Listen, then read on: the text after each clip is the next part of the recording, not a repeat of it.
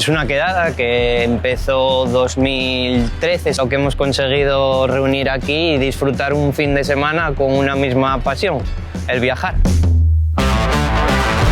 Empezó en el foro Astur Camper, entre una reunión de amigos. Camping se volcó completamente con nosotros y gracias a eso pues hemos repetido hasta hoy, que es 2023. Viene gente de León, viene gente de Madrid, vino alguno por aquí, de Barcelona sé que tenemos alguno también.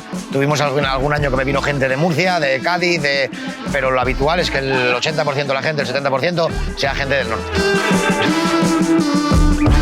Namaste, esta es mi quinta, sexta quedada de la quedada llanisca. Nos encanta venir, es un espectáculo de sitio y la verdad que estoy muy contenta este año porque he podido dar mi primera clase de yoga. Todo el tema de actividades que ofrecemos realmente en la quedada es de gente que viene, que apoya. Por mi parte, en esta quedada la idea era juntar a un grupete de amigos y hacer una clase de enseñanza de cómo es el rugby, los valores que tiene y todo lo que puedes enseñar a través de él.